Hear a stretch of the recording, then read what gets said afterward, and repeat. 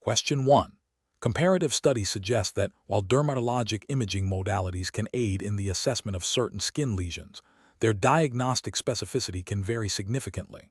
A patient presents with a lesion that shows an indeterminate pattern on high-resolution ultrasound, raising suspicion for a neoplastic process but lacking definitive characteristics. The lesion is clinically palpable and accessible for biopsy. Considering the need for definitive diagnosis to guide management, which of the following represents the most appropriate next step? Option A. Recommend a biopsy for histopathological examination. Option B. Proceed with surgical excision of the lesion based on the imaging suspicion. Option C. Re-image the lesion with a different, less sensitive modality to confirm the findings. Option D. Advise the patient to monitor the lesion for changes without further intervention. Correct answer is A. Recommend a biopsy for histopathological examination. Explanation. Scenario analysis. This scenario presents a common challenge in dermatologic imaging interpretation, where a subtle finding on a non-diagnostic imaging modality requires correlation with a more definitive, albeit invasive, diagnostic tool. The challenge lies in balancing the potential for early detection and intervention with the risks and patient burden associated with further diagnostic procedures. The physician must consider the diagnostic accuracy of each modality, the clinical context, and the potential impact on patient management and outcomes, all while adhering to established standards of care and patient safety guidelines. Correct approach analysis. The correct approach involves recommending a biopsy for definitive histological diagnosis. This represents best professional practice because dermatologic imaging, while valuable for screening and monitoring, often lacks the specificity to definitively diagnose many skin lesions. Histopathological examination of a biopsy specimen is the gold standard for diagnosing skin cancers and other significant dermatologic conditions. This approach aligns with the principle of do no harm by seeking a definitive diagnosis to guide appropriate treatment, thereby preventing potential undertreatment or overtreatment based on uncertain imaging findings. It also adheres to the ethical obligation to provide the highest standard of care. Incorrect approaches analysis. One incorrect approach is to rely solely on the imaging findings without further investigation. This is a regulatory and ethical failure because it can lead to misdiagnosis, delayed treatment, and potentially adverse patient outcomes, such as the progression of an undiagnosed malignancy. It violates the standard of care, which mandates definitive diagnosis for suspicious lesions. Another incorrect approach is to immediately proceed with a more aggressive, potentially unnecessary, surgical intervention based solely on the imaging. This is a failure to adhere to the principle of proportionality and can lead to iatrogenic harm, unnecessary patient morbidity, and increased healthcare costs. It bypasses the crucial step of obtaining a definitive diagnosis, which is a cornerstone of responsible medical practice. A third incorrect approach is to dismiss the imaging finding as insignificant without considering the potential implications. This can be a failure to exercise due diligence and can result in misdiagnoses, particularly for early-stage malignancies that may present subtly on imaging. It represents a lapse in professional responsibility to thoroughly evaluate all diagnostic information. Professional reasoning. Professionals should employ a systematic decision-making framework when faced with ambiguous imaging findings. This involves 1. Critically evaluating the quality and limitations of the imaging modality used. 2. Correlating the imaging findings with the patient's clinical presentation, history, and physical examination. 3. Considering the differential diagnoses suggested by the imaging. 4. Determining the diagnostic certainty and the potential impact of uncertainty on patient management. 5. Identifying the most appropriate next step in diagnosis or management, prioritizing definitive diagnostic methods when necessary, and always considering patient safety and well-being. Question 2. Assessment of a skin biopsy reveals a dermal infiltrate with atypical cells that are difficult to definitively classify as benign or malignant on H and E staining alone. The differential diagnosis includes several possibilities, each requiring specific cellular markers for confirmation. Which of the following approaches represents the most appropriate next step in achieving a definitive diagnosis? Option A. Submit the original biopsy for a broad, unfocused panel of immunohistochemical stains. Option B. Perform immunohistochemistry for specific markers that are known to be expressed by the suspected neoplastic cells. Option C. Rebiopsy the lesion and submit the new specimen for H and E staining. Option D. Conclude the diagnosis based solely on the H and E findings and do not perform any further studies. The correct answer is B. Perform immunohistochemistry for specific markers that are known to be expressed by the suspected neoplastic cells. Explanation. Scenario analysis. This scenario presents a common challenge in dermatopathology where the initial interpretation of a biopsy, based on H and E staining, is equivocal for a specific neoplastic process. The pathologist must decide on the most appropriate next step to achieve diagnostic certainty, balancing the need for accurate diagnosis with resource utilization and patient care. The challenge lies in selecting the most informative and cost-effective ancillary studies. Correct approach analysis. Utilizing immunohistochemistry, for specific markers is the best professional practice in this situation. IHC allows for the precise identification of cellular proteins, which can confirm or refute the presence of specific neoplastic markers that are not discernible by H and E alone. This approach directly addresses the diagnostic uncertainty and provides definitive evidence to support or exclude the suspected diagnosis, aligning with the ethical obligation to provide accurate and timely diagnoses. Regulatory guidelines for dermatopathology emphasize the use of ancillary studies when morphology is ambiguous to ensure diagnostic precision. Incorrect approaches analysis. Choosing not to perform any further stains is a failure to meet the standard of care. When H and E is equivocal, relying solely on it can lead to misdiagnosis, potentially delaying appropriate treatment or leading to unnecessary interventions. This violates the ethical duty to provide a complete and accurate diagnosis. Performing a broad panel of stains without a clear diagnostic hypothesis is inefficient and costly. Thoroughness is important. An unfocused approach can lead to an overwhelming amount of data that may not be relevant to the primary diagnostic question, potentially confusing the interpretation and delaying a definitive diagnosis. This can be seen as a suboptimal use of resources, which indirectly impacts patient care and healthcare system efficiency. Rebiopsying the lesion without attempting further characterization of the original specimen is often unnecessary and burdensome for the patient. It incurs additional cost, risk of complications from a repeat procedure, and delays diagnosis. This approach fails to leverage available diagnostic tools on the existing tissue, representing a failure to employ best practices in diagnostic pathology. Professional reasoning. When faced with equivocal H and E findings, the professional decision-making process should involve a systematic approach. 1. Formulate a differential diagnosis based on the morphology. 2. Identify specific markers or stains that can help differentiate between the entities in the differential. 3. Select the most targeted and informative ancillary studies. 4. Interpret the results of the ancillary studies in conjunction with the H and E findings to arrive at a definitive diagnosis. This iterative process ensures diagnostic accuracy and patient-centered care. Question 3. When evaluating a patient presenting with a new, asymmetrical, darkly pigmented macule on the trunk with irregular borders and a history of intermittent itching, what is the most appropriate next step to ensure accurate diagnosis and patient management according to established dermatological standards? Option A. Prescribe a topical antifungal cream, assuming the lesion is a form of tinea corporis given the pigmentation. Option B. Perform a shave or punch biopsy of the most suspicious area for histopathological examination and correlate findings with clinical presentation. Option C. Immediately schedule the patient for complete surgical excision of the entire lesion without prior biopsy. Option D. Advise the patient that the lesion appears benign based on visual inspection and recommend watchful waiting. The correct answer is B. Perform a shave or punch biopsy of the most suspicious area for histopathological examination and correlate findings with clinical presentation. Explanation. Scenario analysis. This scenario presents a common challenge in dermatology where a physician must differentiate between benign and potentially malignant dermatopathological conditions based on clinical presentation and subsequent biopsy. The challenge lies in the subtle overlap in visual characteristics between certain benign lesions and early-stage malignancies, necessitating a thorough and systematic approach to diagnosis and management.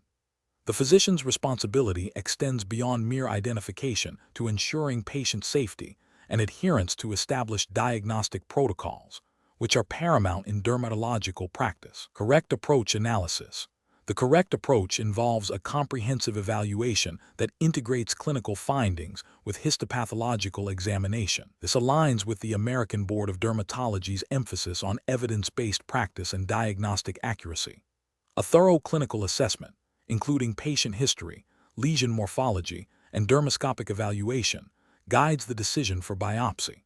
The subsequent interpretation of the biopsy by a qualified dermatopathologist, followed by correlation with the clinical picture, is the gold standard for definitive diagnosis. This multifaceted approach minimizes diagnostic errors, ensures appropriate treatment, and upholds the physician's ethical obligation to provide competent care.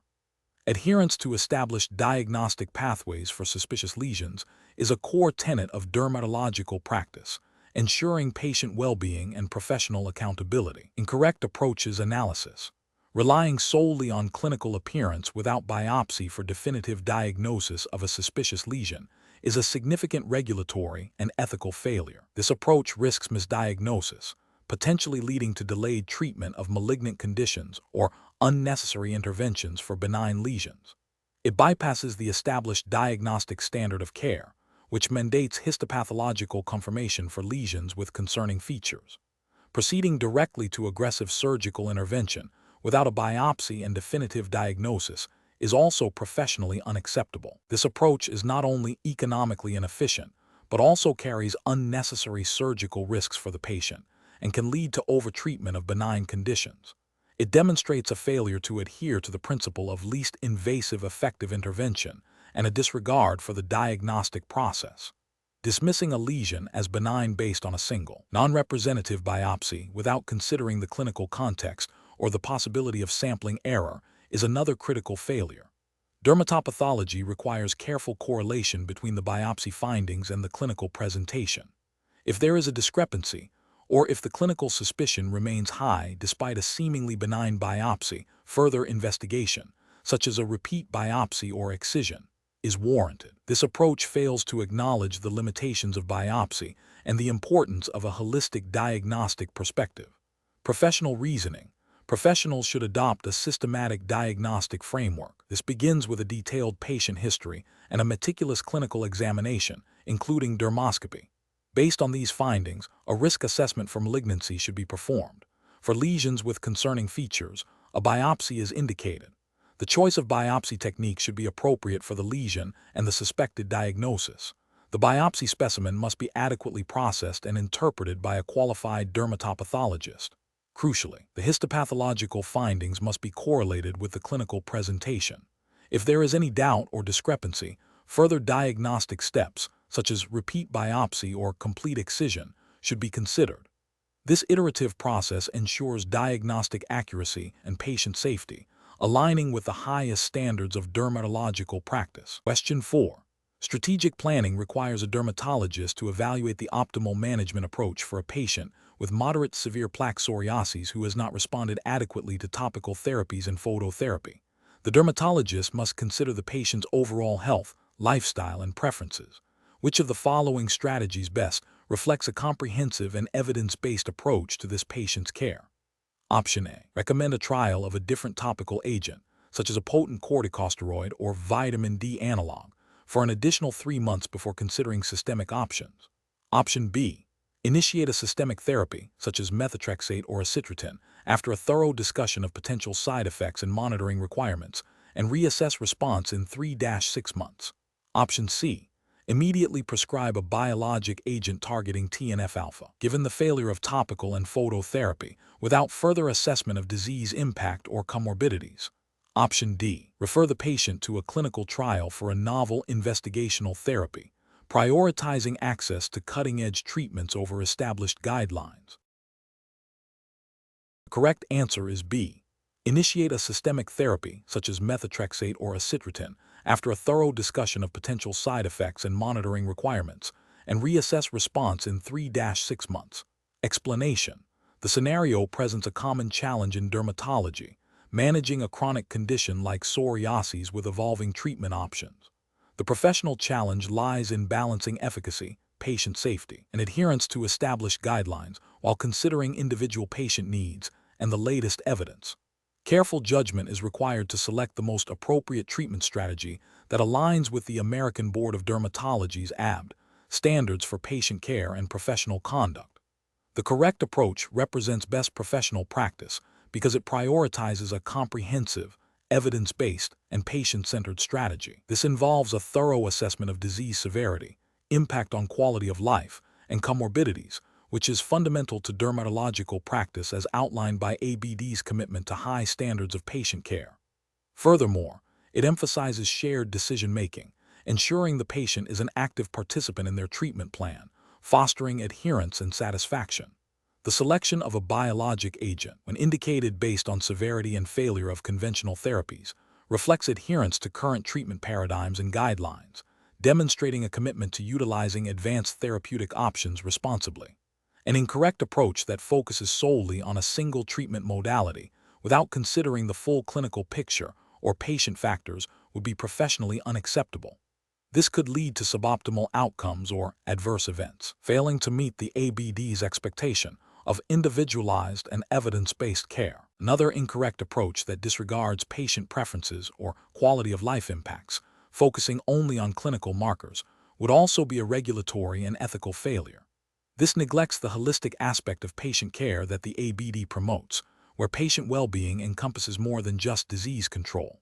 An approach that delays or avoids appropriate advanced therapies when indicated, based on personal bias rather than evidence, would also be a failure to provide timely and effective care, contravening professional standards.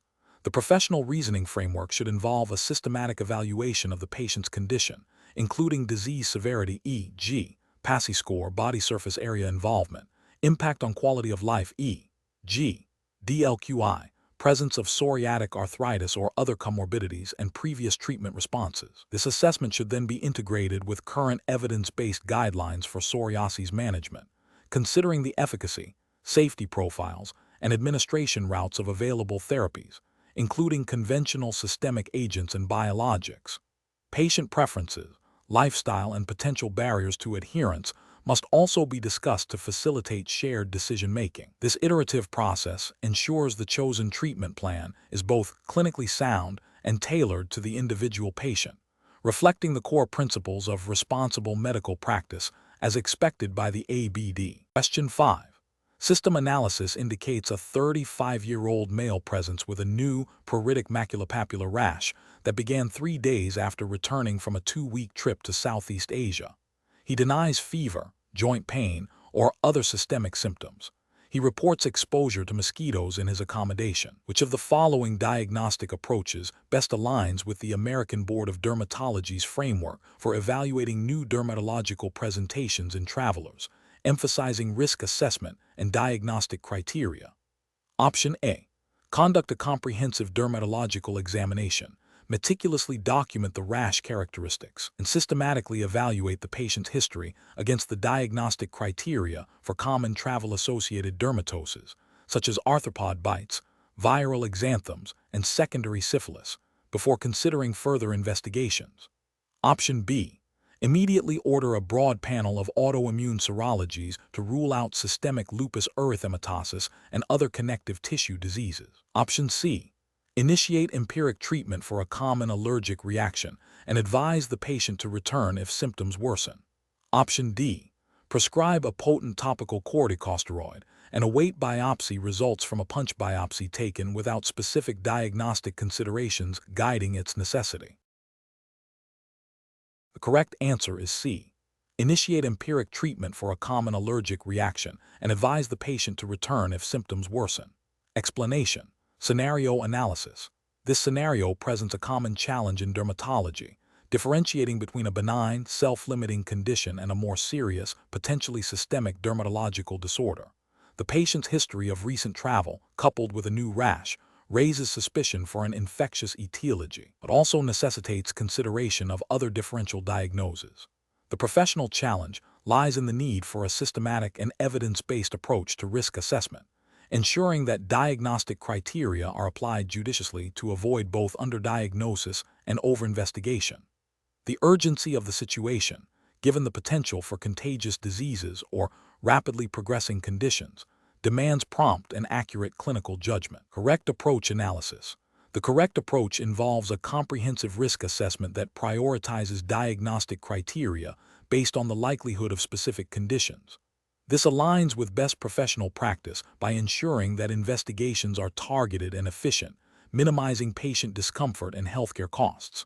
Specifically, for new rash in a traveler, the American Board of Dermatology's guidelines would emphasize a structured approach that begins with a thorough history, including travel details, exposures, and symptom onset, and a detailed dermatological examination.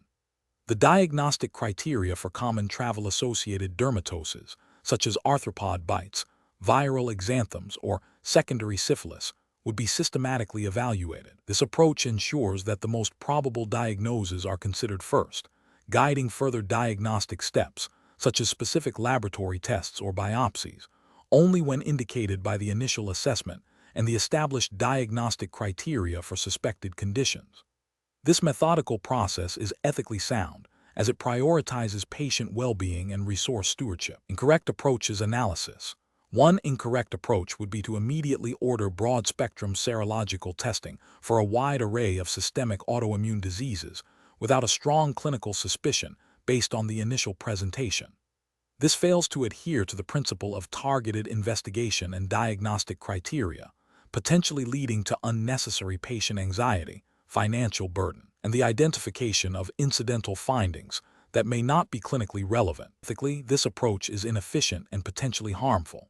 Another incorrect approach would be to dismiss the rash as a simple allergic reaction without a thorough dermatological examination and consideration of the patient's travel history.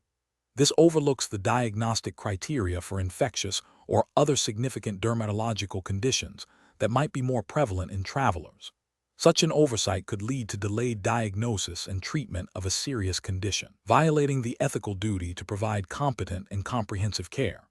A third incorrect approach would be to rely solely on a single, nonspecific diagnostic test without correlating the results with the clinical presentation and established diagnostic criteria for specific dermatological conditions. This demonstrates a lack of understanding of how diagnostic criteria are applied in a clinical context and can lead to misdiagnosis and inappropriate management. It fails to meet the professional standard of care expected by the American Board of Dermatology. Professional reasoning. Professionals should approach such cases by first establishing a broad differential diagnosis based on the presenting symptoms and patient history. This is followed by a systematic risk assessment, prioritizing conditions based on their prevalence, severity, and the patient's specific risk factors, e.g., travel. The next step is to apply the established diagnostic criteria for the most likely conditions. This involves a careful review of the patient's signs and symptoms against the defined criteria. If the initial assessment strongly suggests a particular diagnosis, targeted investigations, laboratory tests, biopsies are pursued. If the diagnosis remains uncertain, the differential is revisited, and further investigations are considered in a stepwise, evidence-based manner, always guided by the relevant diagnostic criteria and professional guidelines. This iterative process ensures that diagnostic efforts are both thorough and efficient, ultimately leading to the most accurate diagnosis and appropriate patient management. Question 6. Upon reviewing a skin biopsy specimen, a dermatopathologist observes significant epidermal hyperplasia with parakeratosis and a superficial perivascular lymphocytic infiltrate. However, there is also a subtle but distinct vacuolar alteration of the basal cell layer and scattered apoptotic keratinocytes within the epidermis. Which of the following interpretations most accurately reflects the potential diagnostic implications of these combined histological findings? Option A. The presence of vacuolar alteration and apoptotic keratinocytes, in conjunction with the other findings, suggests a potential interface dermatitis, necessitating further evaluation for specific conditions within this category. Option B. The epidermal hyperplasia and parakeratosis are the most significant findings, indicating a reactive process, and the basal cell changes are likely artifactual or secondary. Option C. The combination of findings is nonspecific and can be seen in a wide variety of benign inflammatory dermatoses, with no specific diagnostic direction indicated. Option D. The lymphocytic infiltrate is the primary diagnostic clue, pointing towards a viral exanthem, and the epidermal changes are incidental. correct answer is A. The presence of vacuolar alteration and apoptotic keratinocytes, in conjunction with the other findings, suggests a potential interface dermatitis, necessitating further evaluation for specific conditions within this category. Explanation: this scenario presents a common implementation challenge in dermatopathology, accurately identifying and differentiating subtle histological features that have significant clinical implications. The challenge lies in the subjective nature of histological interpretation, the potential for inter-observer variability, and the need to apply this interpretation within the established diagnostic criteria and guidelines relevant to the American Board of Dermatology's scope. Ensuring diagnostic accuracy and consistency is paramount for patient care and professional accountability. The correct approach involves a meticulous and systematic evaluation of all relevant histological features, correlating them with the clinical presentation, and referencing established dermatopathological literature and diagnostic standards. This ensures that the diagnosis is not only accurate based on the microscopic evidence, but also aligns with the current understanding and consensus within the field, as expected by the American Board of Dermatology. This approach upholds the highest standards of diagnostic integrity and patient safety. An incorrect approach would be to rely solely on a single, prominent feature without considering the broader context of the specimen. This could lead to misdiagnosis, as many conditions share overlapping histological characteristics. For example, focusing only on epidermal acanthosis without evaluating dermal inflammation or adnexal involvement would be insufficient for diagnosing conditions like psoriasis versus eczema. This failure to conduct a comprehensive assessment violates the principle of thoroughness expected in dermatopathology and could lead to inappropriate treatment. Another incorrect approach is to disregard subtle but significant findings, such as atypical keratinocytes or specific patterns of dermal infiltrate, simply because they are not the most striking features. This oversight can result in underdiagnosis of potentially malignant or premalignant conditions, which carries significant ethical and professional consequences. The American Board of Dermatology expects candidates to demonstrate a nuanced understanding of all diagnostic clues. Furthermore, an approach that relies on anecdotal experience or personal bias rather than established diagnostic criteria is professionally unacceptable. Dermatopathology is a field governed by evidence-based practice. Deviating from established guidelines without a clear, justifiable rationale based on novel scientific evidence would be a failure to adhere to the expected professional standards and could be considered a breach of ethical practice. The professional decision-making process in such a scenario should involve a structured approach. First, a thorough review of the clinical information provided. Second, a systematic microscopic examination of the entire tissue section, paying attention to all epidermal, dermal, and adnexal components. Third, a critical evaluation of all observed histological features, noting both typical and atypical findings. Fourth, correlation of these findings with differential diagnoses. And finally, consultation of authoritative dermatopathology texts and guidelines to confirm the diagnosis and ensure adherence to current standards of practice. Question 7. During the evaluation of a melanoma specimen, which of the following approaches most accurately reflects the comprehensive grading and staging requirements mandated by current dermatopathology standards for patient management? Option A. Utilizing a historical grading system that has been superseded by more current AJC guidelines. Option B. Systematically evaluating tumor thickness, presence or absence of ulceration, mitotic rate, and host inflammatory response, integrating these factors into the AJC staging system. Option C. Relying on a subjective assessment of cellular atypia and pleomorphism to determine the tumor stage. Option D. Primarily assessing tumor thickness, Breslow depth, and providing a single numerical grade based on this measurement. Correct answer is D. Primarily assessing tumor thickness, Breslow depth, and providing a single numerical grade based on this measurement. Explanation: the scenario presents a common challenge in dermatopathology, accurately grading and staging a skin tumor, specifically a melanoma, which has direct implications for patient prognosis and treatment planning. The complexity arises from the need to integrate multiple histopathological features, each contributing to the overall assessment. Adherence to established guidelines is paramount to ensure consistency, accuracy, and appropriate patient care, aligning with the ethical and professional standards expected by the American Board of Dermatology. The correct approach involves a systematic evaluation of all relevant histopathological parameters as defined by current consensus guidelines, such as the AJ Cancer Staging Manual, which is the standard for melanoma staging in the United States. This includes precise measurement of tumor thickness, breast low depth, assessment of ulceration, evaluation of mitotic rate, and consideration of host inflammatory response. This comprehensive approach ensures that the staging is accurate, reflecting the most up-to-date scientific understanding, and providing the necessary information for oncologic decision-making. This aligns with the professional responsibility to provide evidence-based care and to accurately communicate prognostic information to both the patient and the treating physician.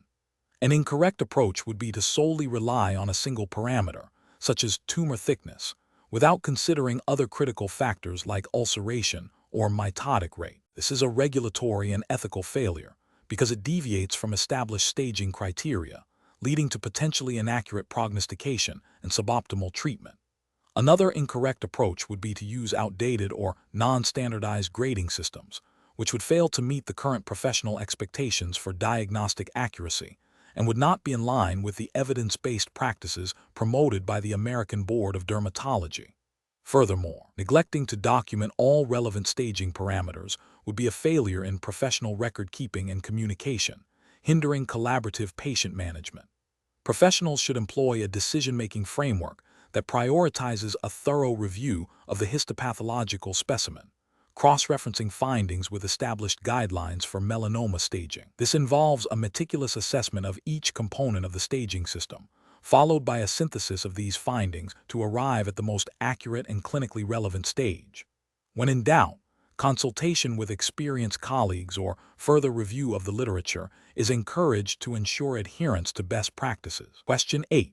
The control framework reveals a dermatopathology specimen exhibiting atypical squamous cells with focal areas of keratin pearl formation. The referring clinician suspects a squamous cell carcinoma, but requests confirmation and assessment of differentiation. Immunohistochemical stains for keratin markers are available. Which of the following approaches best reflects the diagnostic process for evaluating keratinization markers in this context?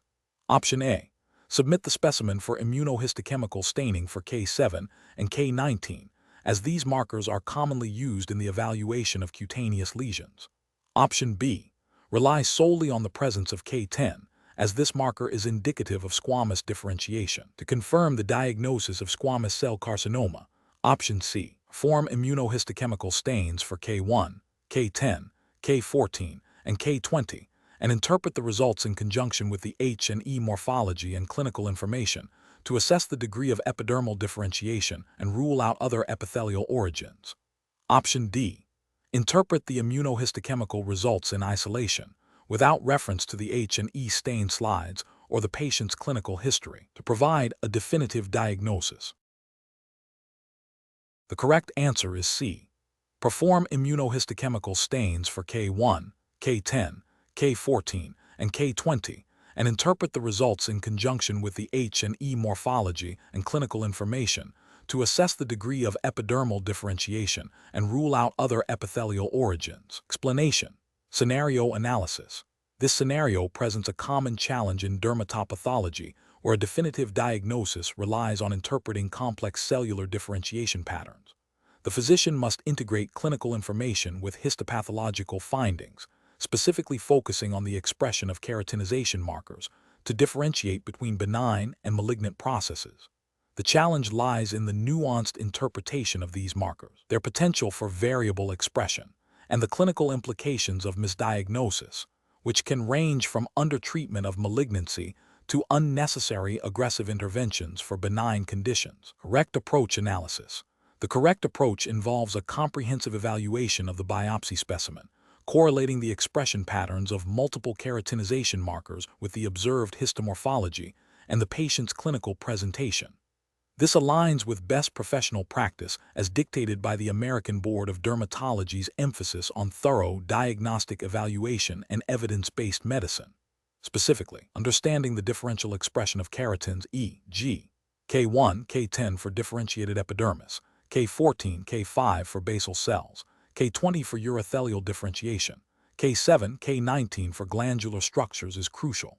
For instance, identifying K14 and K5 in the basal layer and K1 and K10 in suprabasal layers supports a diagnosis of epidermal differentiation. Conversely, aberrant expression of certain keratins, or the presence of keratins typically found in other epithelia, like K20 in a cutaneous lesion, can strongly suggest a metastatic or poorly differentiated primary malignancy. This systematic, multi-marker approach ensures diagnostic accuracy and patient safety, adhering to the ethical obligation of providing competent medical care. Incorrect approach is analysis. One incorrect approach would be to solely rely on the presence or absence of a single keratin marker without considering the overall histomorphology or other relevant markers. This is a regulatory and ethical failure because it represents a superficial and incomplete diagnostic process, potentially leading to misdiagnosis. For example, finding K10 alone does not confirm a benign epidermal lesion if other markers and morphology suggest otherwise. This violates the principle of due diligence in diagnosis. Another incorrect approach would be to disregard the clinical information provided by the referring physician and focus exclusively on the immunohistochemical results. This is a significant ethical failure, as it neglects the holistic patient assessment required for accurate diagnosis and treatment planning. The American Board of Dermatology expects physicians to integrate all available data, including clinical context, to arrive at the most appropriate diagnosis. Ignoring clinical history is a breach of professional responsibility. A third incorrect approach would be to make a definitive diagnosis based on immunohistochemical findings alone, without adequate correlation with the H&E stain slides and the known biological behavior of the expressed markers. This is a failure in diagnostic reasoning and can lead to incorrect management. For example, interpreting a positive K20 in a cutaneous lesion without considering the possibility of a metastatic adenocarcinoma from an extracutaneous primary site would be a critical oversight. This demonstrates a lack of understanding of the differential diagnostic implications of keratin marker expression. Professional reasoning. Professionals should approach such cases by first reviewing the H&E stain slides to establish a baseline histomorphological diagnosis. Subsequently, they should select immunohistochemical stains for keratin markers based on the differential diagnoses generated from the H&E review and clinical information. The interpretation of each marker should be considered in conjunction with the others and the overall morphology. This iterative process of correlation and refinement ensures a robust and accurate diagnosis, minimizing the risk of error and upholding the highest standards of patient care as expected by the American Board of Dermatology. Question 9. Consider a scenario where a dermatopathologist receives a biopsy specimen from a clinically suspicious pigmented lesion. Upon initial review, the pathologist notes significant crush artifact throughout the tissue, obscuring the dermal-epidermal junction and making it difficult to assess the cellular morphology and architectural details of the melanocytes. The referring dermatologist has requested a definitive diagnosis to guide further management. Which of the following approaches best aligns with professional standards and ethical obligations in this situation? Option A. Issue a report stating a provisional diagnosis with a strong disclaimer regarding the significant crush artifact and its impact on diagnostic certainty, recommending clinical correlation. Option B. Attempt to interpret the specimen despite the artifact, focusing on any discernible features and providing the most likely diagnosis based on the limited information available. Option C. Discard the specimen and inform the referring physician that the specimen was inadequate for examination without suggesting further steps. Option D. Request a repeat biopsy from the referring dermatologist, explaining the limitations of the current specimen due to crush artifact and the necessity for adequate tissue for accurate diagnosis. The correct answer is A. Issue a report stating a provisional diagnosis with a strong disclaimer regarding the significant crush artifact and its impact on diagnostic certainty, recommending clinical correlation. Explanation. Scenario analysis. This scenario presents a common challenge in dermatopathology where the quality of a histopathological specimen directly impacts diagnostic accuracy and subsequent patient management. The professional challenge lies in balancing the need for a definitive diagnosis with the practical limitations of specimen handling and the potential for artifact. A suboptimal specimen can lead to misdiagnosis, delayed treatment, or unnecessary further procedures, all of which have significant clinical and ethical implications. Careful judgment is required to assess the specimen's adequacy and to determine the most appropriate course of action without compromising patient care. Correct approach analysis. The correct approach, which involves requesting a repeat biopsy or additional tissue, represents best professional practice because it prioritizes diagnostic accuracy and patient safety. The American Board of Dermatology's guidelines, implicitly through their emphasis on competent practice and adherence to established dermatopathological standards, necessitate that diagnoses be based on adequate and representative tissue. Failure to obtain sufficient or properly prepared tissue can lead to a false negative or false positive diagnosis, violating the ethical obligation to provide competent care. This approach ensures that the pathologist has the best possible material to render a reliable diagnosis, thereby upholding professional responsibility and patient well-being. Incorrect approach is analysis, requesting a diagnosis based on an inadequate specimen, despite recognizing its limitations, is professionally unacceptable. This approach fails to meet the fundamental standard of care in histopathology. It risks misdiagnosis, which can lead to inappropriate treatment or a delay in necessary treatment, directly harming the patient. Ethically, it violates the principle of non-maleficence, do no harm, and beneficence, act in the patient's best interest. Regulatory frameworks, including those implicitly governing board certification, expect practitioners to uphold diagnostic integrity. Proceeding with a provisional diagnosis with a strong caveat about specimen quality, without attempting to obtain better tissue, is also professionally problematic. While acknowledging limitations is a step towards transparency, it does not resolve the core issue of insufficient diagnostic material. This approach can still lead to patient harm if the provisional diagnosis is acted upon without further confirmation, or it can cause undue anxiety for the patient and referring physician due to diagnostic uncertainty. It falls short of the proactive measures required for definitive patient care. Discarding the specimen without attempting to obtain adequate tissue or communicate the inadequacy to the clinician is a severe professional and ethical lapse. This demonstrates a failure to engage with the diagnostic process and a disregard for the patient's clinical needs. It is a dereliction of duty, as the pathologist has a responsibility to contribute to patient care by providing accurate diagnoses based on available material or by clearly communicating limitations and recommending further steps. This approach would be considered a breach of professional conduct and potentially a violation of practice standards. Professional reasoning. In situations involving suboptimal histopathological specimens, the professional decision-making process should follow a structured approach. 1. Assess specimen adequacy. Critically evaluate the submitted tissue for size, orientation, presence of artifact, and representation of the lesion. 2. Identify limitations. Clearly articulate the specific reasons why the specimen is inadequate for a definitive diagnosis, e.g., crush artifact, insufficient depth, tangential sectioning. 3. Consult and communicate. Immediately communicate the specimen's limitations to the referring clinician, explaining the diagnostic challenges and the potential impact on patient management. 4. Recommend further action. Propose the most appropriate next steps, which may include requesting a repeat biopsy, with specific instructions if possible, additional tissue from the same site, or correlation with clinical and imaging findings. 5. Document thoroughly. Maintain detailed records of the specimen assessment, communication with the clinician, and the rationale for any diagnostic conclusions or recommendations. This systematic approach ensures that patient care is prioritized, diagnostic integrity is maintained, and professional responsibilities are met. Question 10. The review process indicates that a patient with a long-standing diagnosis of moderate plaque psoriasis, who has been on a consistent regimen of a topical corticosteroid and a vitamin D analog for 6 months, presents with worsening lesions and significant pruritus, reporting that the current treatment is no longer providing adequate relief. The patient expresses frustration and a desire for more effective management. Which of the following represents the most appropriate next step in managing this patient's condition?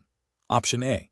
Increase the potency of the topical corticosteroid and prescribe a stronger vitamin D analog without further diagnostic investigation. Option B. Counsel the patient extensively on the importance of strict adherence to the current regimen and attribute the lack of improvement solely to noncompliance. Option C. Reevaluate the diagnosis and consider alternative or adjunctive systemic therapies, discussing the risks, benefits, and adherence requirements with the patient. Option D. Discontinue the current topical treatments and advise the patient to rely on over-the-counter emollients and moisturizers. The correct answer is C. Reevaluate the diagnosis and consider alternative or adjunctive systemic therapies, discussing the risks, benefits, and adherence requirements with the patient. Explanation. Scenario analysis. This scenario presents a common clinical challenge in dermatology, managing a chronic, relapsing skin condition with significant patient impact. The challenge lies in balancing effective treatment with patient adherence, potential side effects, and the evolving nature of the disease. The physician must consider not only the immediate dermatological presentation, but also the patient's overall well-being and their ability to engage in a long-term management plan. This requires a nuanced understanding of the condition, available therapies, and patient-specific factors, all within the ethical and regulatory framework governing medical practice. Correct approach analysis. The correct approach emphasizes a comprehensive, patient-centered strategy. It involves a thorough reevaluation of the diagnosis, consideration of alternative or adjunctive therapies, and a detailed discussion with the patient about treatment options, potential benefits, risks, and the importance of adherence. This aligns with best professional practice by prioritizing patient safety, informed consent, and shared decision-making.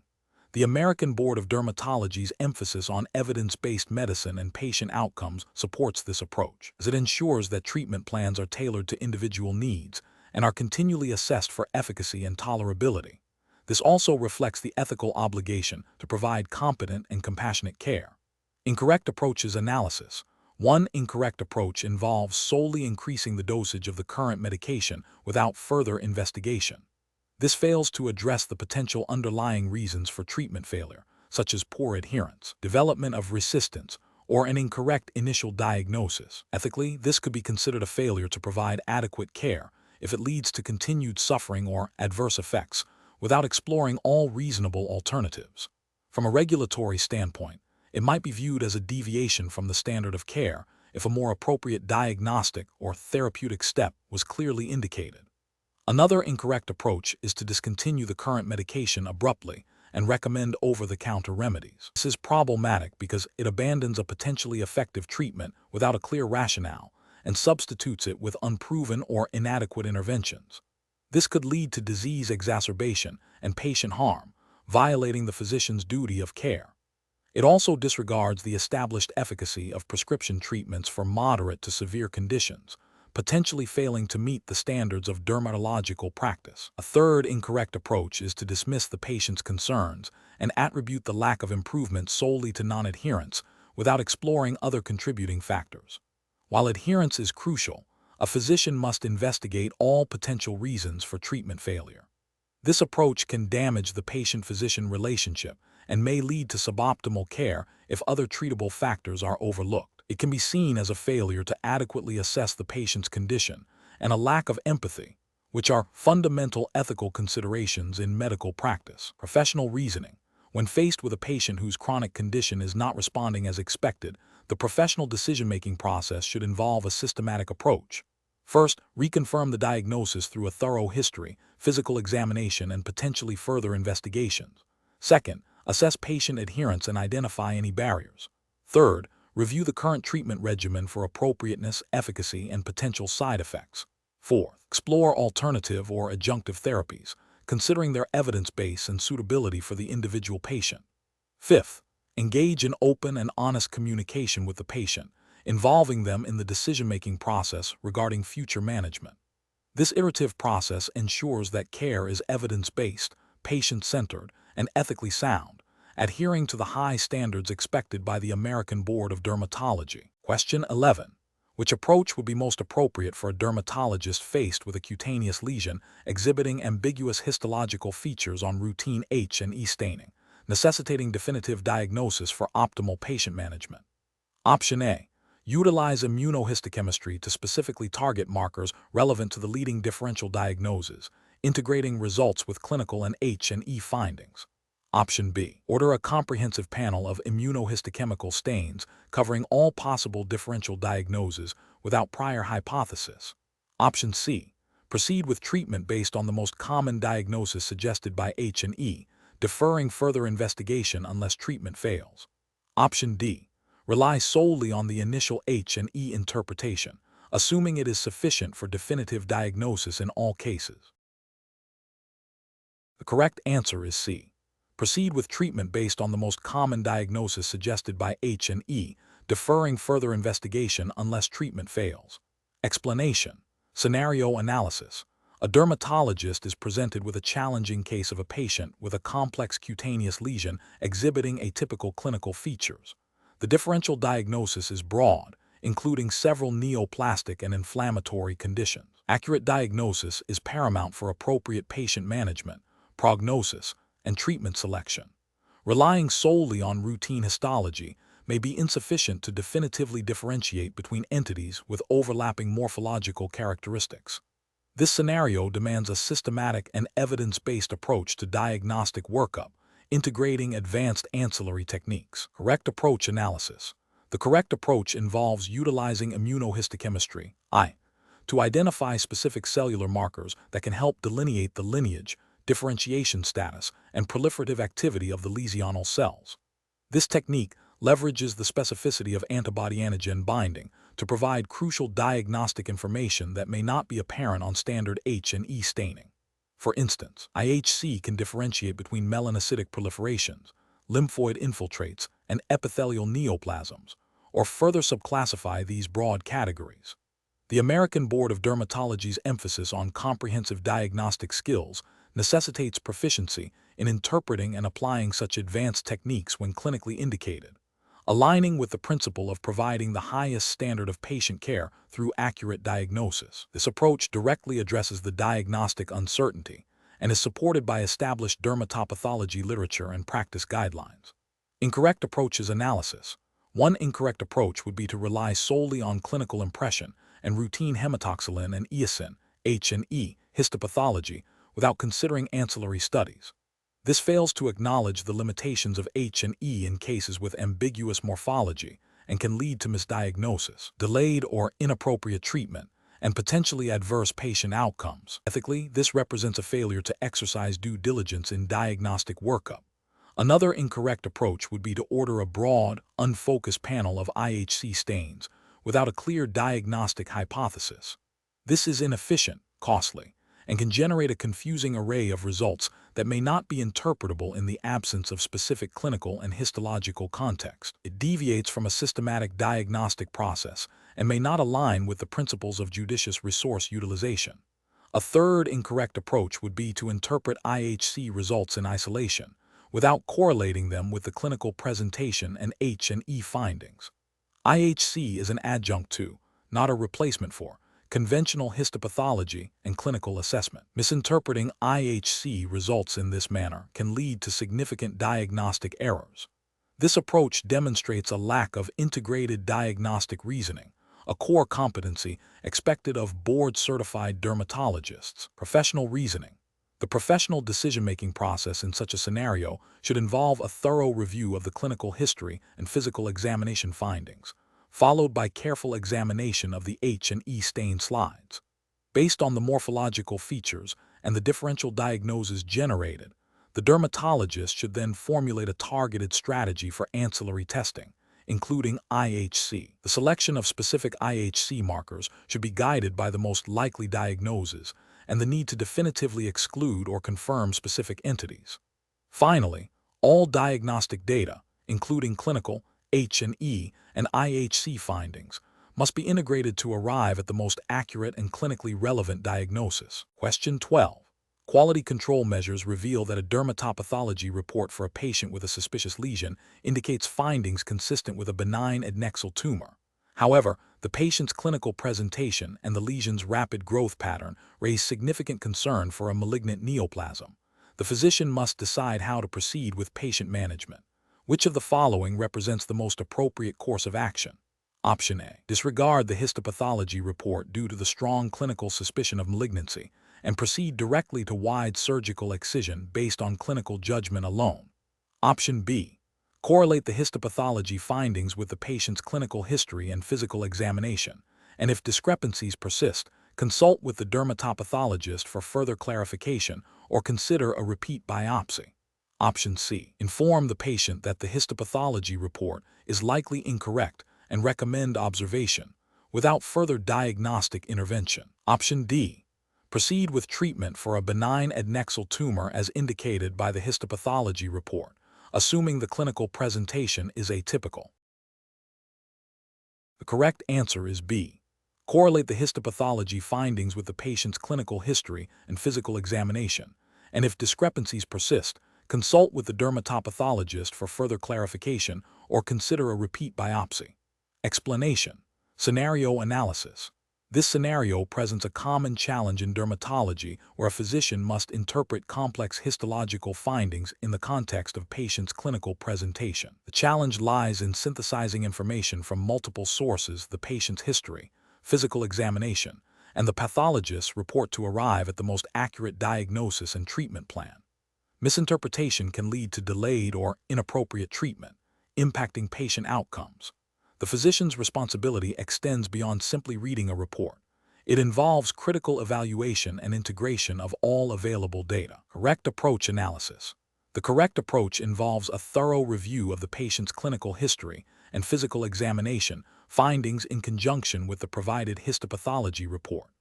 This integrated approach is best professional practice because it ensures that the diagnosis is not solely based on a single piece of information, but is a comprehensive conclusion drawn from all relevant data. This aligns with the American Board of Dermatology's emphasis on evidence-based medicine and patient-centered care, requiring physicians to synthesize information to make informed clinical decisions.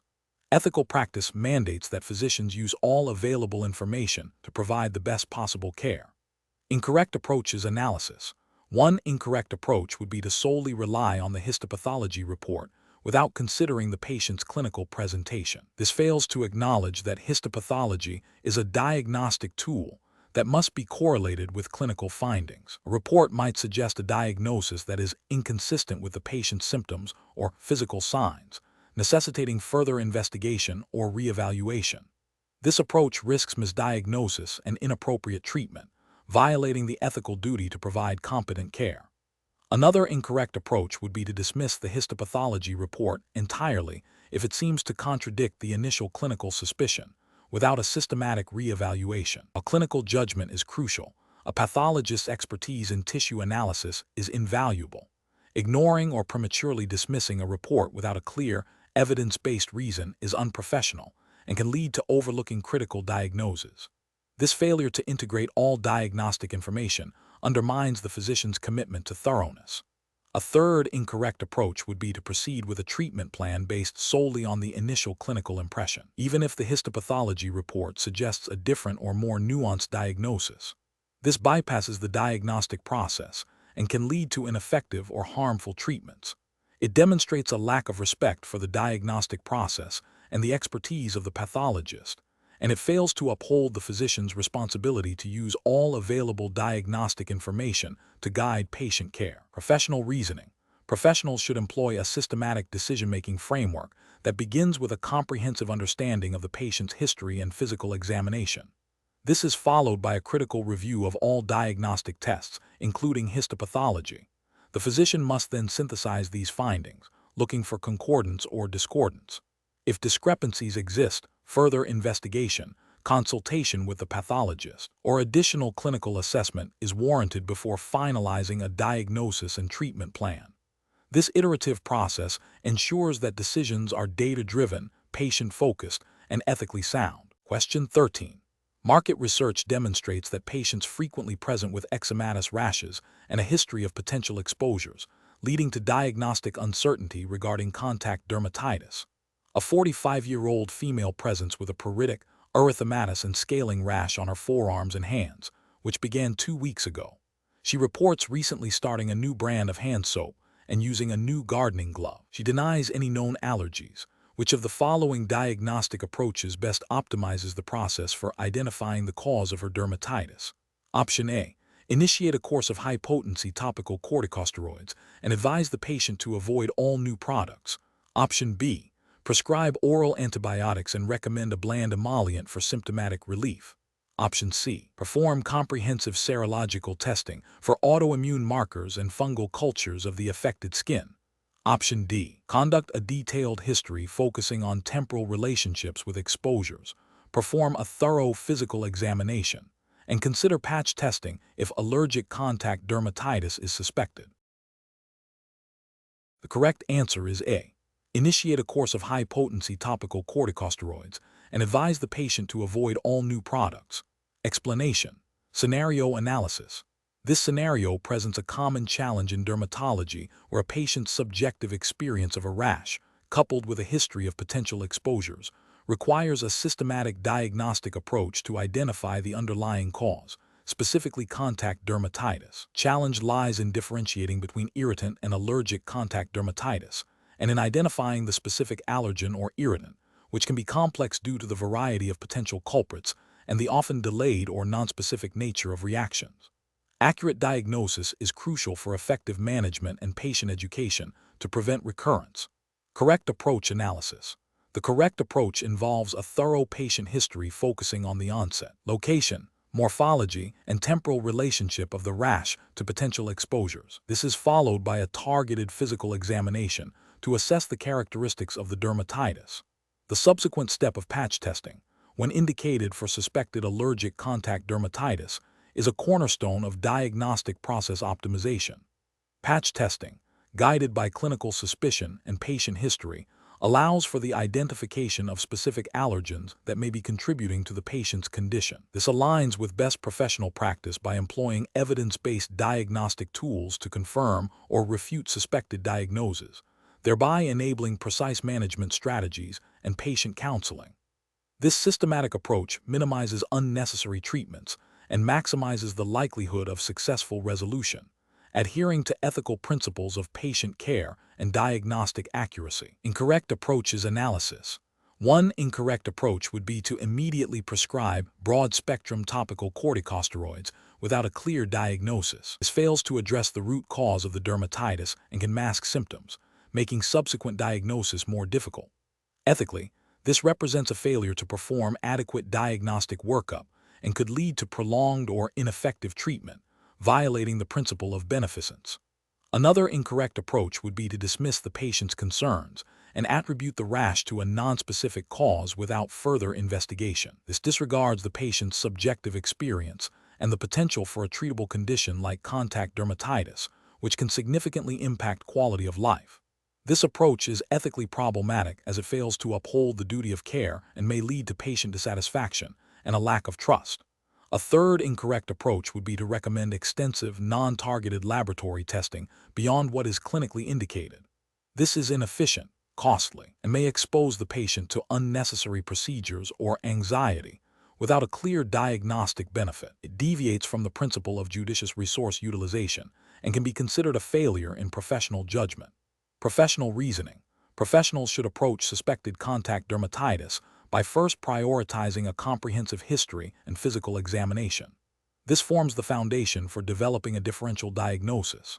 If allergic contact dermatitis is suspected, patch testing should be considered as a key diagnostic tool, guided by the clinical presentation and history.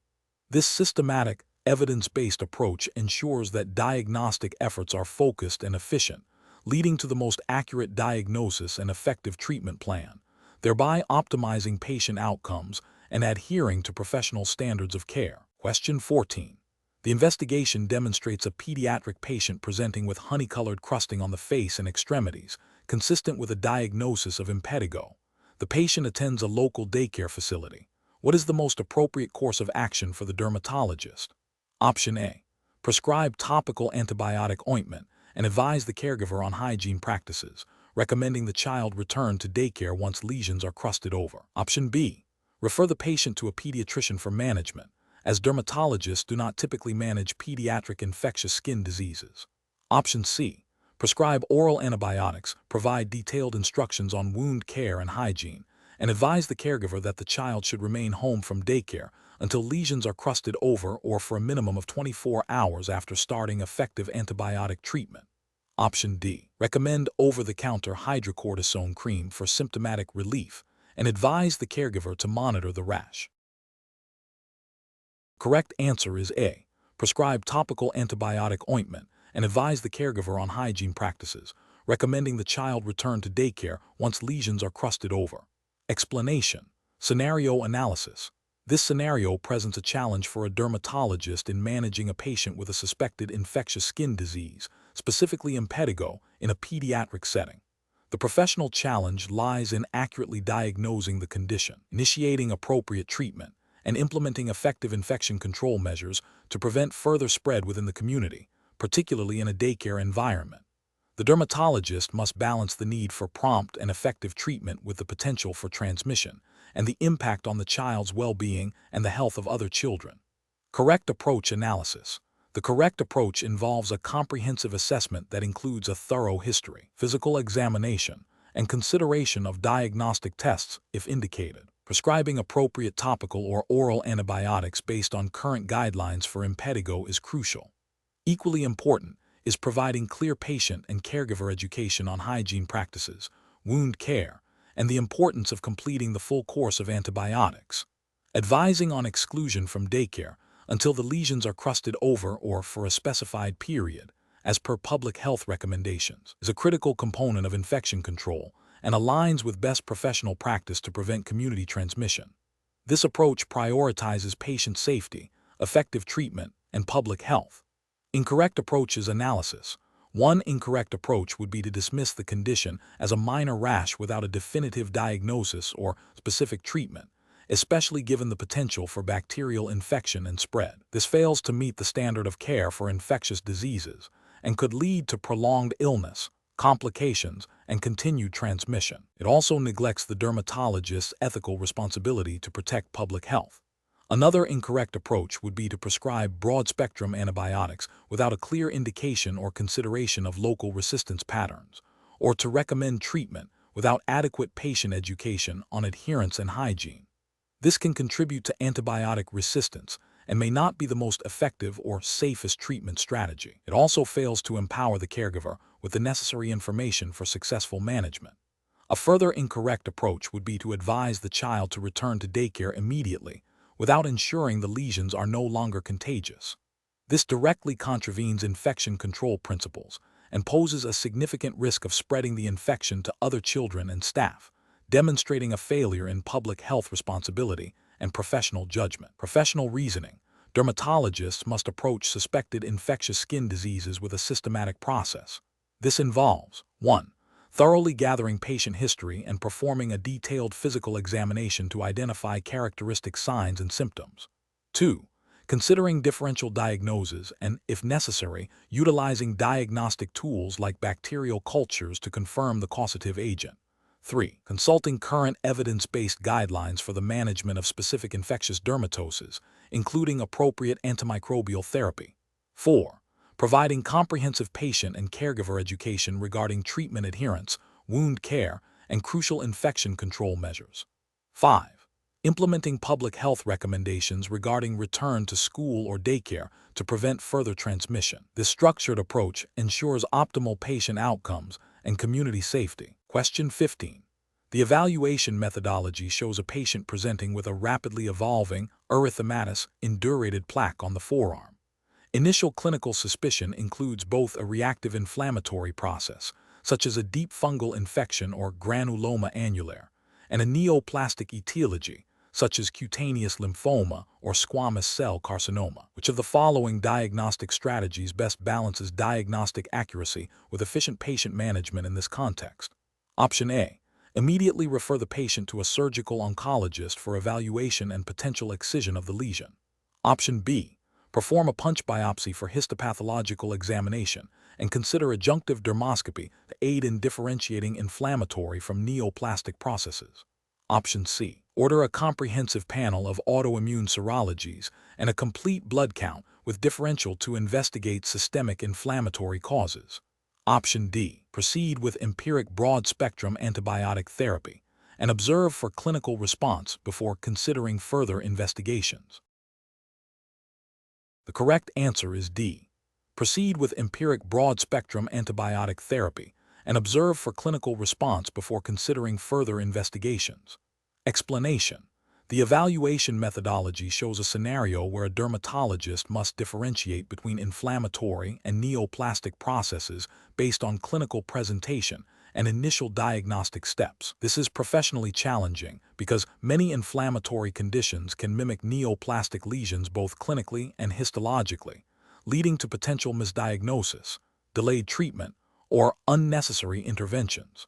Careful judgment is required to select the most appropriate diagnostic pathway, balancing diagnostic accuracy with patient safety and resource utilization. The correct approach represents best professional practice because it prioritizes a systematic and evidence-based diagnostic strategy. This involves a thorough clinical examination, consideration of patient history, and judicious use of diagnostic tools such as dermoscopy and biopsy. For the American Board of Dermatology exam, this aligns with the expectation that candidates demonstrate a comprehensive understanding of dermatologic diagnosis and management, adhering to established clinical guidelines and ethical principles of patient care. The emphasis is on obtaining definitive diagnoses to guide appropriate treatment, thereby upholding the standard of care and patient well-being. An incorrect approach that relies solely on clinical appearance without further investigation fails to meet the standard of care. This could lead to misdiagnosis of a malignancy as an inflammatory condition, resulting in delayed treatment and potentially poorer prognosis, which is a significant ethical and professional failure. Conversely, overtreating a benign inflammatory condition as a neoplasm leads to unnecessary patient anxiety, cost, and potential complications from aggressive treatments. Another incorrect approach might involve ordering extensive, nonspecific laboratory tests without a clear diagnostic hypothesis, which is inefficient and may not yield a definitive diagnosis, representing a failure in judicious resource management and diagnostic reasoning. Professional decision-making in such situations should involve a structured approach. 1. Comprehensive clinical assessment including morphology, distribution, and patient history. 2. Formulation of a differential diagnosis, prioritizing the most concerning possibilities. 3. Selection of appropriate diagnostic modalities, e.g., dermoscopy, biopsy, based on the differential and clinical suspicion. 4. Interpretation of results in the context of the clinical presentation. 5. Development of a treatment plan based on the confirmed diagnosis. This systematic process ensures that diagnostic uncertainty is addressed effectively and ethically. Question 16. Performance analysis shows a high volume of patients presenting with new or changing skin lesions. A dermatologist is evaluating a lesion that appears somewhat atypical in color and border, but is asymptomatic and located on a sun-exposed area of an elderly patient with a history of basal cell carcinoma. Which of the following diagnostic approaches best balances diagnostic accuracy with efficient patient management according to established dermatological practice? Option A. Rely solely on visual inspection and patient history to determine the lesion's nature. Option B. Immediately schedule the patient for Mohs surgery to ensure complete removal. Option C. Perform a biopsy of the lesion for histopathological examination. Option D. Advise the patient that the lesion appears benign and recommend routine follow-up. The correct answer is C. Perform a biopsy of the lesion for histopathological examination. Explanation. Scenario analysis. This scenario presents a common challenge in dermatology, differentiating between benign and malignant skin lesions based on visual assessment and patient history. The professional challenge lies in the potential for misdiagnosis, which can lead to delayed treatment for malignant conditions or unnecessary procedures for benign ones. This requires a dermatologist to integrate clinical expertise, knowledge of dermatopathology, and adherence to established diagnostic protocols. The pressure to optimize patient flow and resource utilization, as suggested by performance analysis, adds another layer of complexity, potentially tempting shortcuts that could compromise diagnostic accuracy. Correct approach analysis. The correct approach emphasizes a systematic and evidence-based evaluation of the lesion. This involves a thorough visual inspection, consideration of patient risk factors, e.g., sun exposure, family history, personal history of skin cancer, and the judicious use of diagnostic tools like dermoscopy. If the lesion exhibits features suspicious for malignancy, the gold standard is a biopsy for histopathological examination. This approach aligns with the American Board of Dermatology's commitment to rigorous diagnostic standards and patient safety. It ensures that all potentially malignant lesions are identified and treated promptly, while also avoiding unnecessary interventions for benign conditions. This adheres to the ethical principle of do no harm and the professional responsibility to provide the highest quality of care. Incorrect approach is analysis. One incorrect approach involves relying solely on visual inspection without further investigation, especially if the lesion has some atypical features. This fails to meet the standard of care because visual assessment alone can be insufficient to definitively distinguish between certain benign and malignant lesions. This could lead to a misdiagnosis of malignancy, violating the ethical duty to protect patient well-being and potentially contravening guidelines that mandate biopsy for suspicious lesions. Another incorrect approach is to immediately recommend aggressive surgical intervention for any lesion with even minor atypical features, without first obtaining a biopsy. This is an overtreatment of benign conditions, leading to unnecessary patient morbidity, cost, and potential scarring. It demonstrates a lack of nuanced diagnostic judgment and fails to adhere to the principle of proportionality in medical management, potentially violating guidelines that advocate for a stepwise diagnostic approach. A third incorrect approach is to dismiss a lesion as benign based on a superficial assessment, particularly if it is asymptomatic or the patient is perceived as low risk. This ignores the possibility that early-stage malignancies can be subtle and asymptomatic. Such an approach risks delaying diagnosis and treatment, with potentially severe consequences for the patient, and represents a failure to uphold the professional standard of thoroughness and vigilance. Professional reasoning. Professionals should approach lesion evaluation with a structured decision-making process. This begins with a comprehensive history and physical examination. Next, the dermatologist should utilize available diagnostic aids, such as dermoscopy, to enhance visualization and identify concerning features. If suspicion for malignancy remains after these steps, a biopsy is indicated. The decision to biopsy should be guided by established criteria for suspicious lesions, considering factors like asymmetry, border irregularity, color variation, diameter, and evolving appearance, as well as patient risk factors. The goal is to achieve a definitive diagnosis with the least invasive means necessary, prioritizing patient safety and optimal outcomes. Question 17. Market research demonstrates a growing patient interest in advanced diagnostic testing, including novel lymphocyte marker analysis for certain dermatological conditions. A pharmaceutical company offers a lucrative partnership to market these tests directly to patients through educational seminars and targeted online campaigns, with significant financial incentives for the practice based on test volume. The physician is considering this offer to enhance practice visibility and revenue. Option A. Proceed with the marketing initiative, focusing on the potential patient benefits highlighted by the pharmaceutical company, and address any regulatory concerns only if they arise. Option B. Consult with the practice's legal counsel and ethics committee to thoroughly review the partnership proposal, ensuring compliance with all relevant healthcare regulations and ethical guidelines before making any decision. Option C. Immediately accept the partnership offer to capitalize on market trends and increase practice revenue, ensuring the marketing materials are professionally designed. Option D. Decline the partnership offer outright due to potential conflicts of interest and the risk of promoting services without sufficient independent validation. The correct answer is C. Immediately accept the partnership offer to capitalize on market trends and increase practice revenue, ensuring the marketing materials are professionally designed. Explanation. Scenario analysis. This scenario presents a common ethical dilemma in medical practice where a physician is approached with an opportunity that could benefit their practice, but also carries potential conflicts of interest and regulatory implications. The physician must balance their professional duty to patients with the desire for practice advancement and financial gain. The core challenge lies in ensuring that any decision made is solely in the best interest of the patient and adheres strictly to the American Board of Dermatology's ethical guidelines and relevant U.S. healthcare regulations concerning physician self-referral and marketing. Correct approach analysis. The correct approach prioritizes patient welfare and regulatory compliance above all else. By consulting with the practice's legal counsel and ethics committee, the physician ensures that any proposed marketing initiative, particularly one involving novel lymphocyte marker testing, is evaluated against established ethical standards and legal frameworks.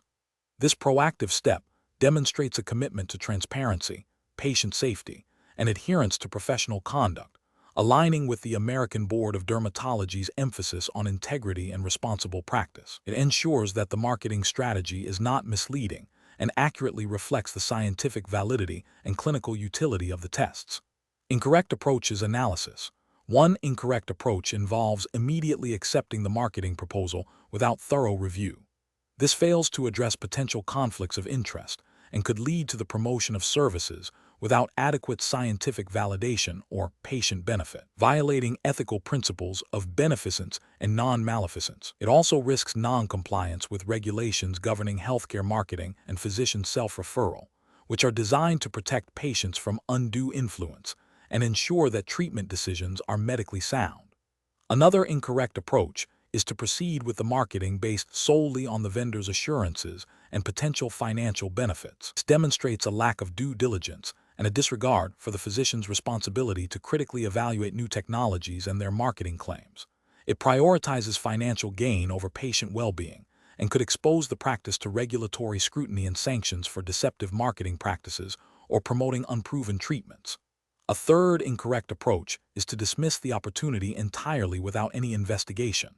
While caution is warranted, a complete refusal without understanding the potential benefits or exploring compliant avenues for patient education might be a missed opportunity to offer valuable diagnostic tools if they are indeed scientifically sound and beneficial. However, in the context of an ethical dilemma where the primary concern is potential conflict, a cautious approach is generally preferred over immediate adoption without review. The failure here is not in caution, but in a complete lack of engagement with a potentially beneficial, albeit carefully vetted, advancement. Professional reasoning. Professionals facing such situations should adopt a systematic decision-making process. First, identify the potential ethical and regulatory issues, including conflicts of interest and patient impact. Second, gather all relevant information about the proposed initiative, including scientific data, vendor credentials, and financial arrangements. Third, consult with appropriate internal resources, ethics committee, legal counsel, and external experts if necessary. Fourth, evaluate the proposed action against professional codes of conduct, ethical principles, and applicable laws. Finally, make a decision that unequivocally prioritizes patient welfare, maintains professional integrity, and ensures full regulatory compliance. Question 18. Market research demonstrates a significant increase in demand for specialized dermatopathology consultations, leading a commercial entity to approach board-certified dermatologists with an offer to provide diagnostic interpretation services for a fee, with the potential for performance-based bonuses. Dermatologists receive such an offer from a company that also markets a specific therapeutic agent for conditions that may be diagnosed through dermatopathology.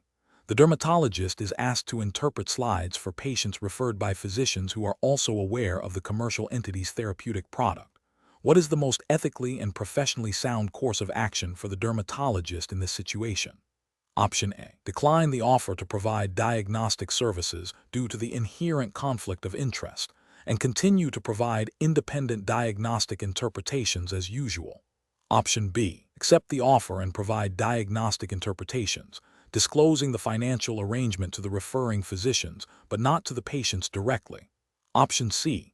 Accept the offer and provide diagnostic interpretations, believing that their professional integrity will prevent the financial incentive from influencing their judgment. Option D. Accept the offer and provide diagnostic interpretations, disclosing the financial arrangement to the patients after the diagnosis has been rendered. Correct answer is A. Decline the offer to provide diagnostic services due to the inherent conflict of interest and continue to provide independent diagnostic interpretations as usual. Explanation. This scenario presents a professional challenge due to the inherent conflict between a physician's duty to their patient and the potential for financial gain from a commercial entity. The physician must navigate this ethical tightrope while upholding the highest standards of patient care and scientific integrity, as mandated by the American Board of Dermatology's commitment to ethical practice and professional conduct. The core of the challenge lies in ensuring that diagnostic decisions are driven solely by patient well-being and objective scientific evidence, rather than by external financial incentives. The correct approach represents best professional practice because it prioritizes patient welfare and objective medical judgment above all else. By recusing themselves from the diagnostic process when a potential conflict of interest exists, the physician upholds their fiduciary duty to the patient. This aligns with the ethical principles of beneficence, acting in the patient's best interest, and non-maleficence, avoiding harm, as well as the American Board of Dermatology's emphasis on maintaining public trust through transparent and unbiased medical practice.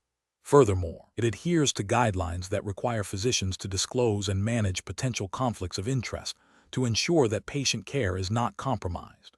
An incorrect approach that involves accepting the commercial entity's offer to provide diagnostic services without disclosing the financial arrangement to the patient or the referring physician is a significant ethical and regulatory failure. This constitutes a breach of trust and transparency, potentially leading to biased diagnoses and suboptimal patient management. It violates the principle of informed consent, as patients have a right to know about any financial relationships that could influence their care.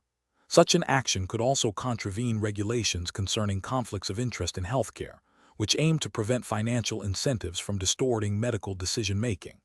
Another incorrect approach, which involves proceeding with the diagnostic interpretation while downplaying or ignoring the financial incentive, is also professionally unacceptable. This demonstrates a lack of integrity and a failure to recognize the pervasive influence that financial relationships can have on professional judgment. It undermines the objectivity required for accurate dermatopathology and could lead to misdiagnoses, harming patients, and damaging the reputation of the medical profession. This approach fails to meet the standards of ethical conduct expected of board-certified dermatologists.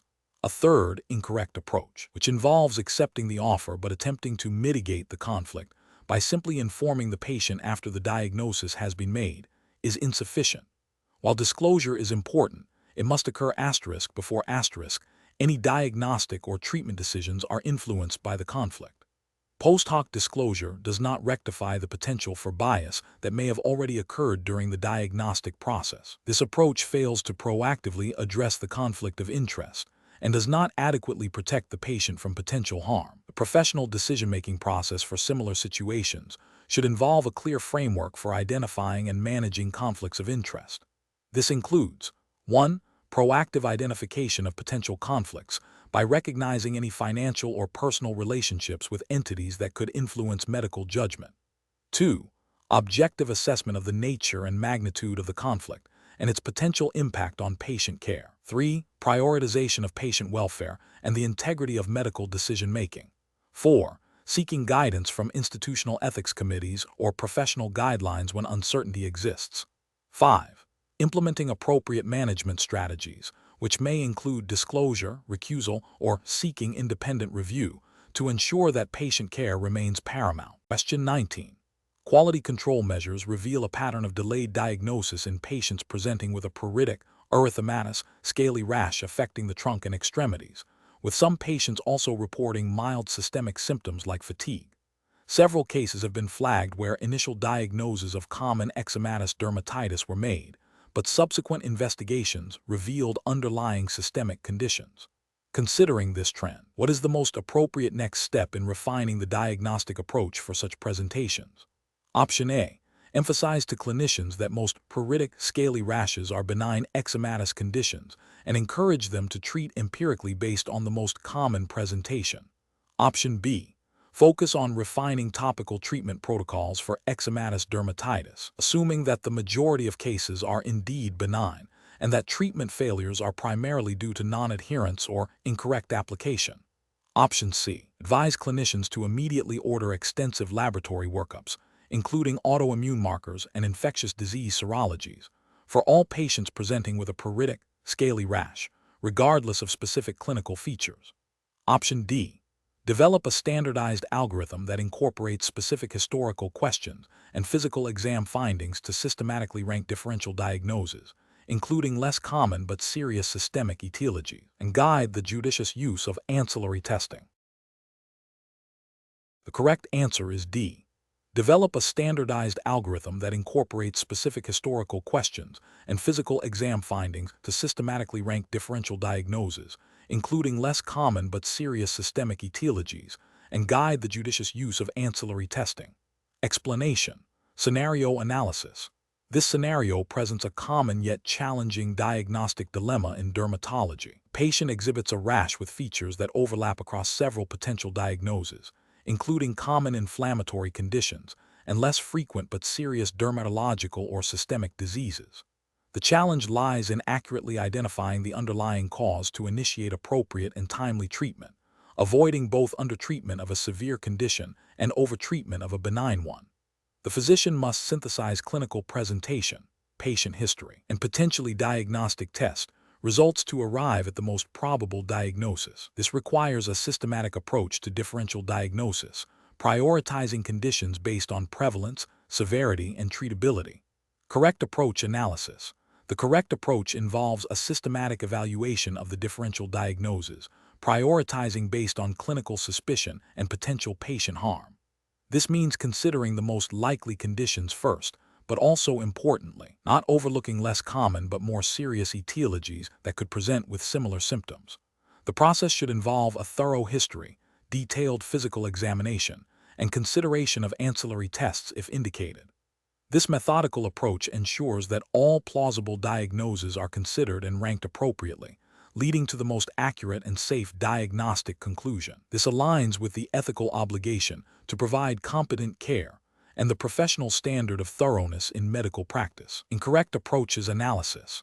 Focusing solely on the most common diagnosis without considering other possibilities, especially those with significant morbidity or mortality, represents a failure in due diligence and can lead to delayed or incorrect treatment. This could be considered a form of diagnostic error rooted in cognitive bias, such as availability heuristic. Dismissing a diagnosis based on its rarity without a thorough workup, even if less likely, is also professionally unsound. Every differential diagnosis must be systematically evaluated until it can be reasonably excluded. Failure to do so could result in missing a critical diagnosis. Relying exclusively on a single diagnostic modality without integrating it with the full clinical picture can lead to misinterpretation.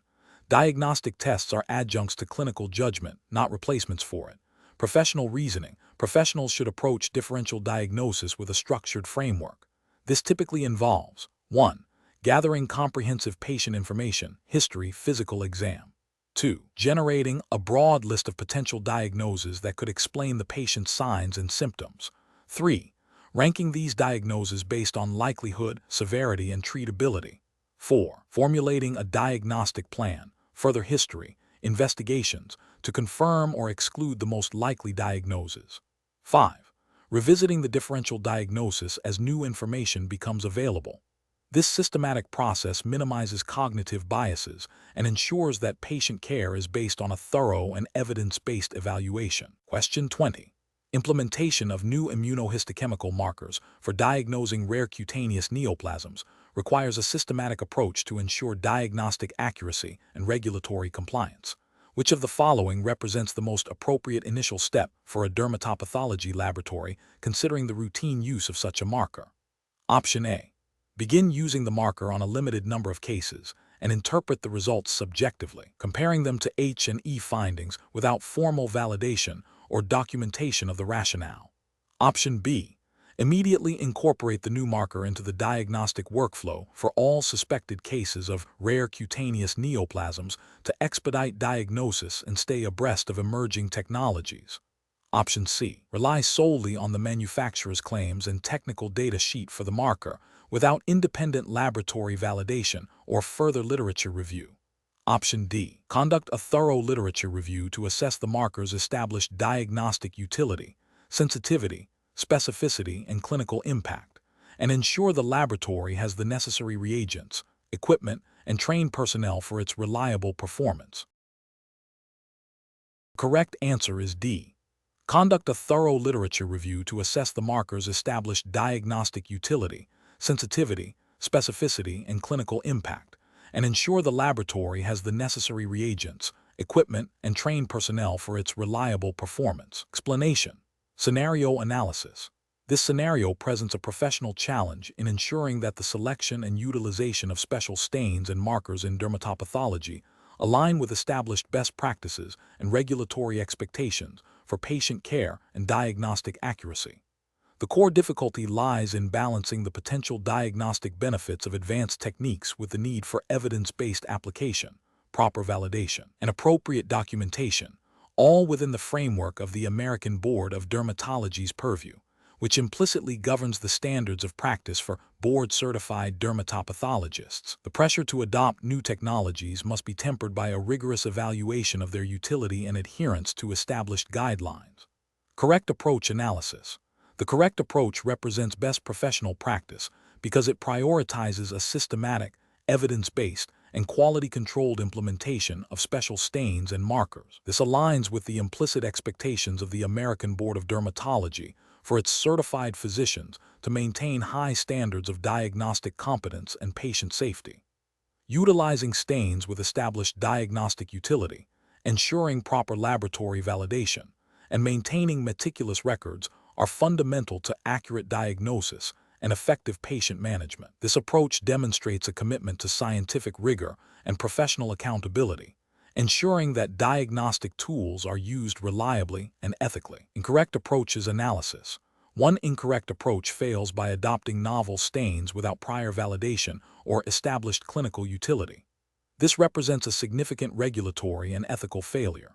It deviates from the principle of evidence-based medicine, potentially leading to misdiagnosis, unnecessary patient anxiety, and increased healthcare costs due to unproven diagnostic methods. Such an approach could be seen as a breach of professional responsibility to provide care that is both effective and scientifically sound, which is a cornerstone of the standards expected by the American Board of Dermatology.